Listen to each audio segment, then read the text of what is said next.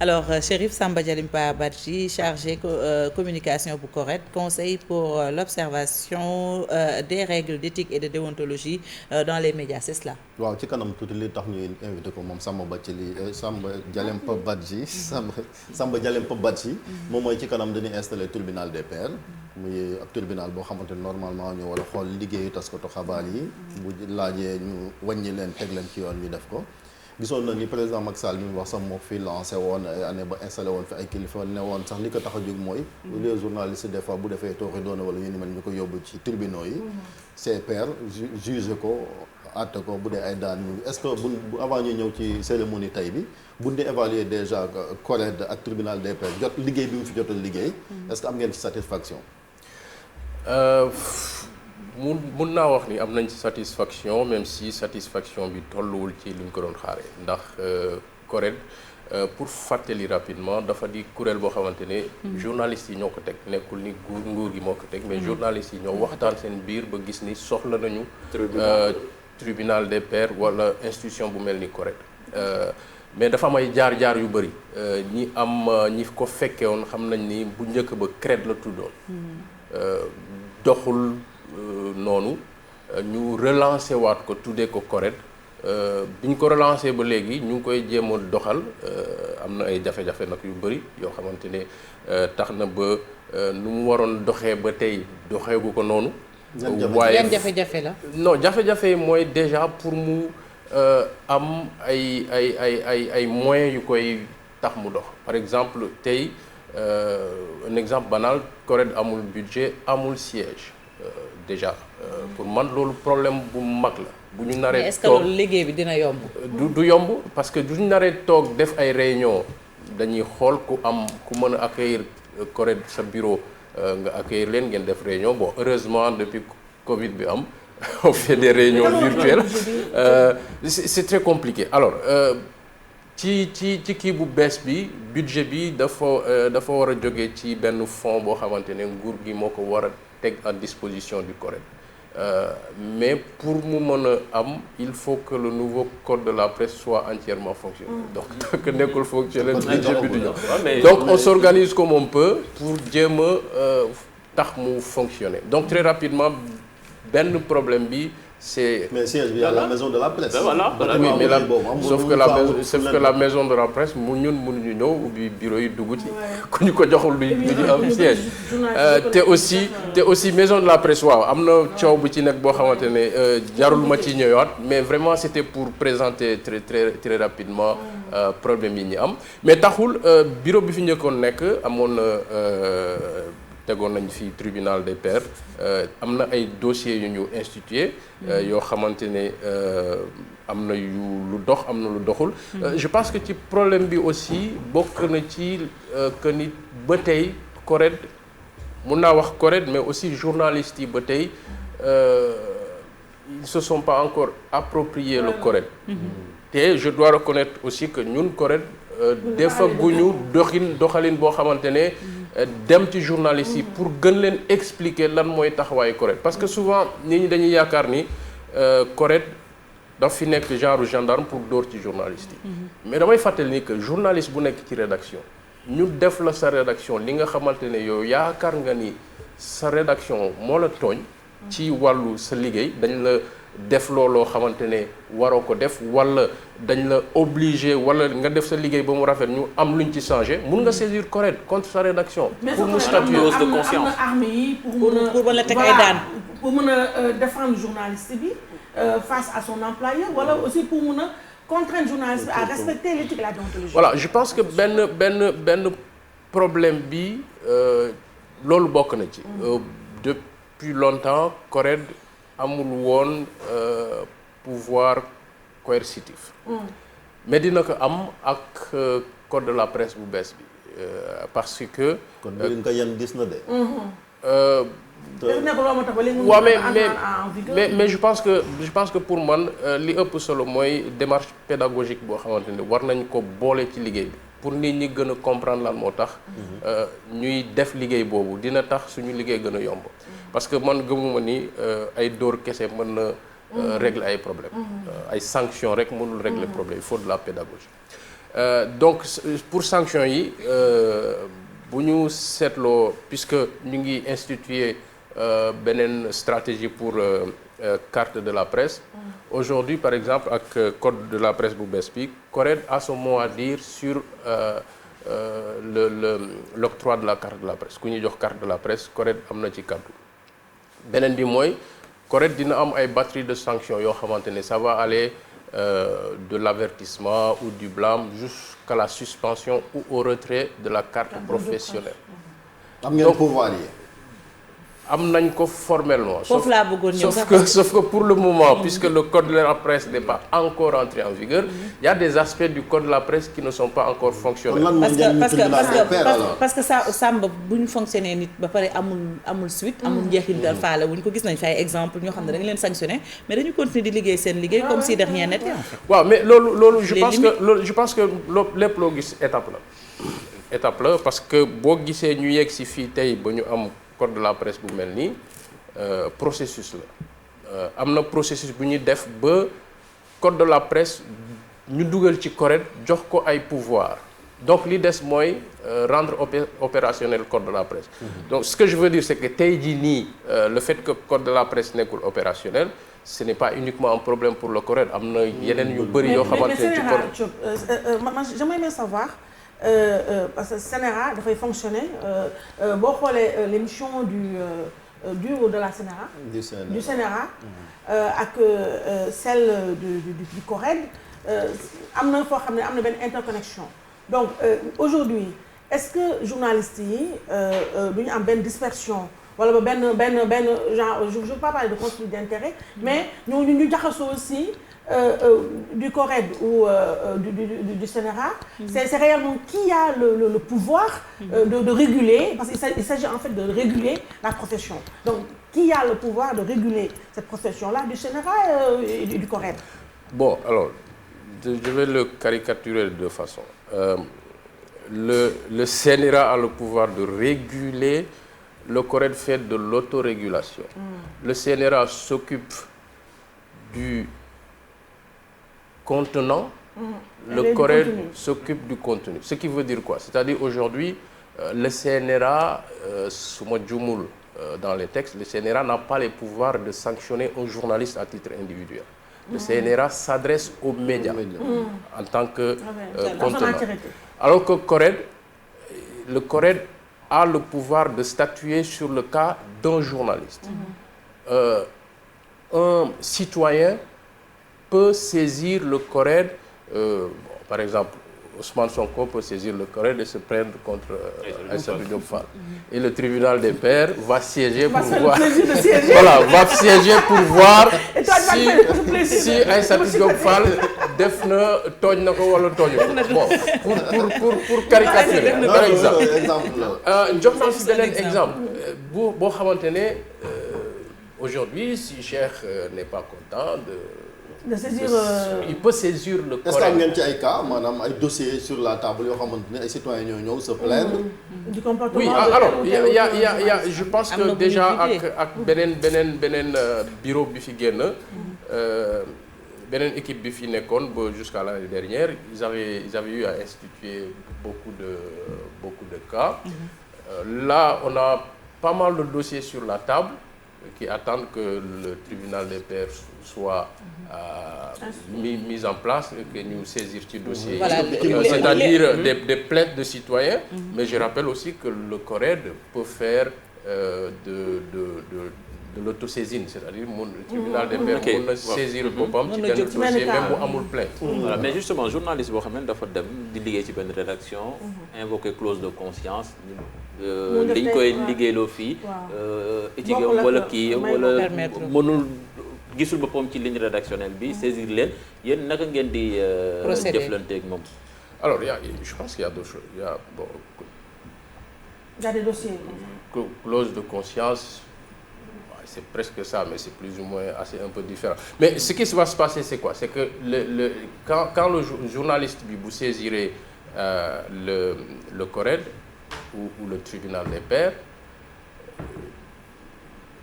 le CORED où le tribunal des pairs vont statuer, c'est-à-dire mënuñu jóg rek jël décision dañuy statuer ba xam lan moo nekk ci biir ku tooñ ñu ne diw moo tooñ. Après en fonction du délit entre guillemets ou en fonction de la faute il y a un degré de sanction qui existe donc. mais moom amul benn pouvoir de sanction comme ci média bi moom journaliste bi rek la amal affaire. Non, le CORED peut prendre des mesures contre même le média, c'est-à-dire rappeler le média à l'ordre, etc. C'est vraiment une série de Samba, au-delà des rappels, est-ce que nature sanction yi fan ba fan la yam? Non, je pense qu'il faut Jaliba français bi bari na nag. français bi bari na parce que bon sama wolof bi setul ko sa bopp. mais ça fait rien. C'est pas grave. Vous fatiguez. Non, alors c'est-à-dire que tribunal des pairs sanction tribunal des pairs yi c'est plus prononcé par rapport au délits ou fautes qui sont commises individuellement par le journaliste. Souvent pour les médias, c'est le rappel à l'ordre, etc. Ou bon, je rappelais tout à l'heure tamit que ni dañuy insister trop ci sanctions yi, mais dañuy fàtte ni que aussi le CORED a aussi comment dire, le pouvoir de faire des missions de bons offices, faire de la médiation et comme ni ma ko waxee on prépare aussi une série d'actions yoo xamante ne dañuy dem ci rédaction yi waxtaan ak ñoom pour expliquer ne lan mooy liggéey bi. On prépare un guide de la déontologie qui va être mis à la disposition des médias et des journalistes.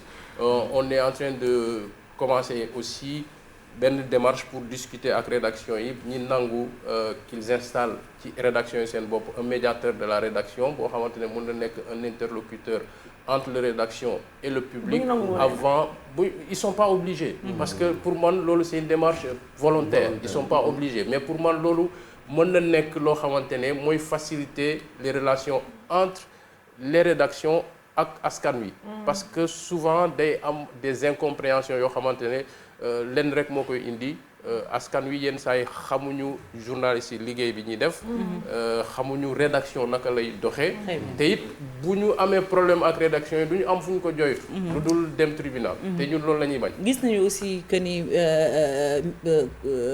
presse bi dañ leen di attaqué de façon générale bi ci mujjee peut-être gën ci flagrant que sera du bu njëkk te itam du mujj mooy les échos lan moo war a nekk force correcte pour mën a défendre parce que tout le temps dañuy gis ne après day am sanction mais du am njeexintal en réalité parce que nit ñi dañuy ñëwaat ñenn ñi defaat encore pire attaquer presse bi et tout lan moo war a nekk force correcte ba lu ni mel ñu jëlee ko fi aussi. Bon pour être honnête ci loolu je pense pas que correct dina ci mën dara. pour man loolu police moo ci mën def dara. Voilà police ak justice je veux dire ku ñu attaquer police ak justice dafa war a sévir. Bon. am souvent dañuy dégg syndicat yi. waaw ak syndicat bi et je pense que aussi. je pense que non syndicat bi c'est le SYNPICS suñu partenaire la mais je pense que aussi beneen bi mooy il faut ñu démarche bi ñu war a am ci rédaction yi il faut ñun correct aussi am démarche bu mel loolu ci askan wi maanaam bu amee ko xamante ne que ça soit nit wala. Organisation wala mbootaay boo xamante ne dafa gis ni tel journal daf ma tooñ. laa nga fay yónnee ay nervi ñu attaqué ko nga saisir correct boo xam foofu laay lañ ci loolu mën nañ ci am taxawaay ndax nit ñi mën nañu saisir. moo tax ma doon rappeler cérémonie bi président bi ni njëkk a installé tribunal des pairs fii je pense que y avait ay Sophie Ly les doyens Mame Blaise Camara ñoom Biaye yi fa nekkoon à l'époque même le président def noonu moom sax buñ ko diffamé il va saisir. Est-ce que te gis nañu waa mosu ko def. buñ ko defee. alors que on a vu que ñi ngi yóbbu journaliste tribunal ba léegi ci wàllu diffamation bi ko bëgg a gis nga Bougane ak Ahmed Aïdara ak ay Aliou Sall. Est-ce que kon mooy li ñu wax liggéey bi ba léegi desul ci wàllu bi nga xamante ni mooy sensibilisation yi nit ñi xam seen liggéey. waaw li ñu war a fàttali que ni c'est que tamit nit ñi n'ont aucune obligation pour saisir correct. C'est-à-dire que ñun dañ leen di expliquer que pour suñu gis-gis démarche boobu moo gën a baax te mooy gën a am impact.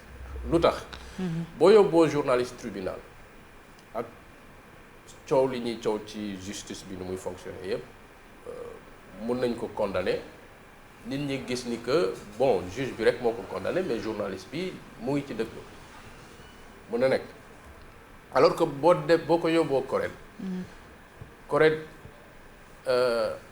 instruire dossier bi bu ñu sanctionné journaliste bi wala média bi askan bi nañ ne ay mbokkam journaliste yu bokk ak ñoom liggéey bi ñoo wax ni mu defee liggéey bi jaarul yoon pour man képp kuy journaliste mënoo nangu say nawle waaw say nawle di la juger ne yow sa liggéey baaxul pour man loolu mooy sanction bu voilà gàcce la ci journaliste parce que boo demee tribunal parfois li ñu lay juger mën nga ko contester mën nga ko contester mais il faut un moment bëri woon ay journalistes yu doon wax ne ñun enfin corporation dañu war a fonctionner comme les autres corporations mooy am carrément un ordre léegi ordre comme ni nga déggee ordre des architectes ordre des médecins ordre des ceci ordre des avocats que journalistes yi ñu constitué wu en nekk benn ordre nga xam ne déjà y a ce côté légitimité et pour ne pas dire légalité boo xam ne déjà nekk na en place parce que comme ni nga ko waxee sànq on a bien compris que le CORED bëri na quand même ay contraintes bëri na ay goulot d'étranglement bëri na ay affaires yoo xam ne quand même mën nañu tax ba sa mission ne pourra pas être totalement efficiente alors est-ce que oui ou non peut-on aller vers un ordre ou tribunal dafa nekk nii pour le moment et que yéen a ngi réfléchir daal si naka lañ ko mënee muyee naka lañ mën defee transition bi pour dem carrément ci ordre. alors bon là vraiment sama lay wax. Je ne parle pas en tant que secrétaire chargé de la communication du CORED. Pour moi, ordre des journalistes c'est pas une bonne idée. Pourquoi? am na sama benn mag ñu ciy waxtaan mu ni en fait ñi génnee mbiru ordre dafa am lu ñuy fonctionner. dañuy yaakaar ni parce que dafa am désordre ci journalisme bi que foog mu am ordre. pourtant am na ñu jàpp ne désordre. waaw mais désordre moom Samba mënuñu ñàkk. ñaata la ñu wax assainissement. oui sauf que pour man ordre bu ñu defee ordre des journalistes day gën a indi problème. parce que dañu war a xam ni métier journaliste bokkul ak yeneen métiers yi. du métier avocat. du métier avocat du métier médecin du parce que métier yooyu yëpp boo seetee ba seet c'est assez normé de telle sorte que c'est facile mu am ordre. Journalisme même s'il y a des standards que tout le monde respecte c'est pas aussi normé que parce que même les règles d'éthique et de déontologie. du loolu mooy indi dérive yi kon. non du loolu mooy indi dérive yi parce que il faut pas aussi je pense qu'il ne faudrait pas entrer dans un jeu boo xamante ne on va mettre tous les journalistes dans un carcan et brider aussi la liberté d'expression parce que je pense que le plus important parce que lan ngay gis ci métier yi am ordre boo ci nekkee souvent balaa nga wax il faut nga dem tàggoo sa supérieur bi est-ce que yow suba boo nekkee journaliste bëgg nga ni chaque fois boo bëggee bind chronique nga bu fekkee man maay président ordre bi nga woo ma ne damaa bëgg bind chronique ci lii est-ce que am na non ça peut pas fonctionner je pense que li ñuy wax autorégulation c'est assez souple c'est assez souple xëy na souplesse boobu sax moo tax ba tey nekkul di fonctionner comme nu mu waree mais je pense que métier bi nu muy doxee moo waral loolu. mais bu ñu ñëwee ci cérémonie tey bi comme dañuy installé ñeneen ñu bees la dafa am ay candidats wala nan la ñu choisir ñi war a bokk ci tribunal des pairs. alors dafa am ñi fi nekkoon donc dafa am benn. dernière question.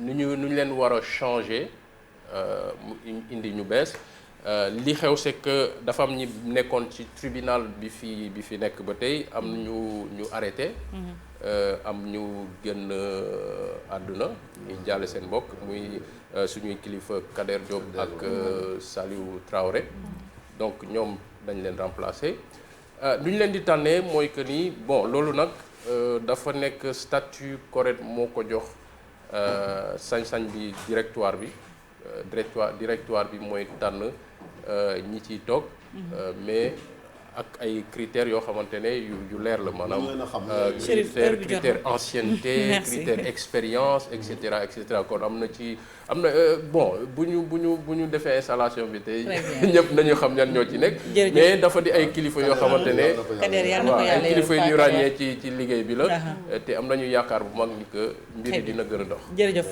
Samba Djalimpa Badji laata ñuy tàggoo ñu dem seetaani Allo Présidence